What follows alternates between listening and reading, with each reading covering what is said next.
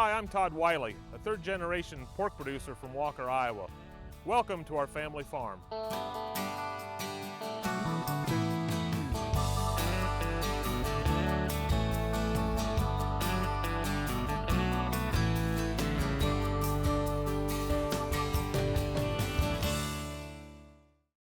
We are out in a cornfield actually harvesting corn, and I have my father with me, Ross.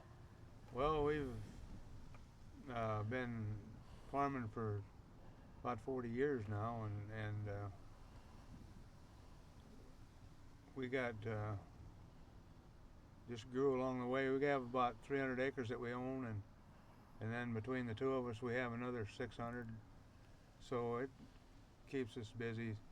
This corn would have been planted in late April or early May, and they have varying maturity ages. Some corn is young or has a short lifespan, and then the 95-day range up to as much as 110 or 112 days.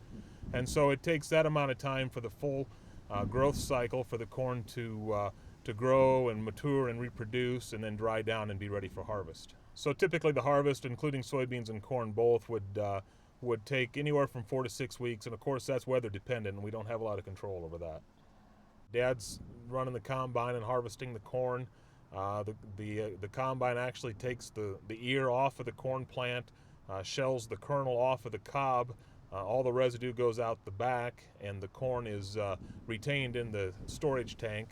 From that point, it is taken from the storage tank onto the grain cart. From there, then it's transported to a truck that takes it to the bin site that my dad owns and operates. On that site, there's a corn dryer and then storage facilities for the corn until we're ready to use it.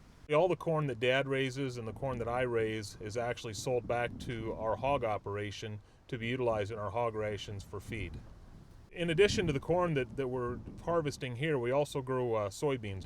The soybeans that we raise on our farm are sold and delivered to a processor that will crush those beans and remove the oil and the soybean meal and then market those products. There are a variety of factors that influence the success of our crop. We need to make sure that we have the nutrients available to the crop, including nitrogen, phosphorus, potassium, those types of nutrients that a crop needs to grow and to flourish. About every 3 years, we have come in and have them grid map and check the soil samples for phosphorus, potash, and micronutrients. Then we go on, based on those tests, what we apply. We also have to manage the residue that's left out here ahead of planting a crop.